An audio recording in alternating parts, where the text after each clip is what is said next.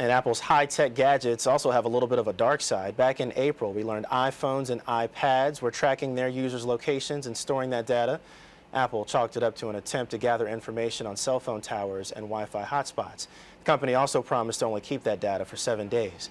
But whether it's through your cell phone, your tablet, or your web browser, there are plenty of companies who want to track your every move. Kelli Grant from smartmoney.com joins us now on how you can stop or at least limit these snoops from getting into your business. Kelli, good morning to you. Good morning. You know, it's unbelievable. A lot of this happens on the web. In fact, Facebook just even admitted it tracks its users. And that's certainly one of the big announcements, but it's really nothing new for consumers who are, you're going to find out actually a lot of companies that you do business with or sites that you've joined do actually track a lot of this. It's very important for a user to go in and clear out these little files. They're called cookies. Very easy to get them off your computer, and you can also actually install software that will hunt for these and even more malicious software called spyware. Now, if you're buying something online, somebody is watching what you buy.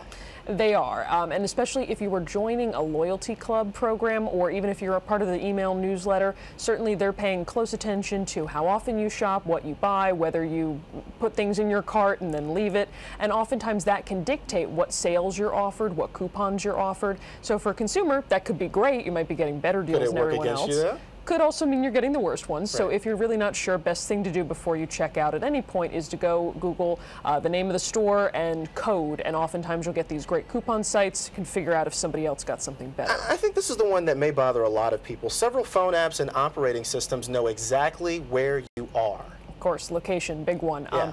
And that's something that consumers really need to be cautious about when you're downloading an app, that you need to check and see, does it monitor this? If it does, who are they sharing it with? What are they doing with that data? Oftentimes it might be as simple as turning off that ability on your phone, or you just might want to not download that app. But it's other things too. We heard recently OnStar BMW looking at potentially selling location information for those devices. So you want to always be cautious about what their ability is to track and what they're actually doing with it. And then saving your personal preferences, not always ill intent in this case.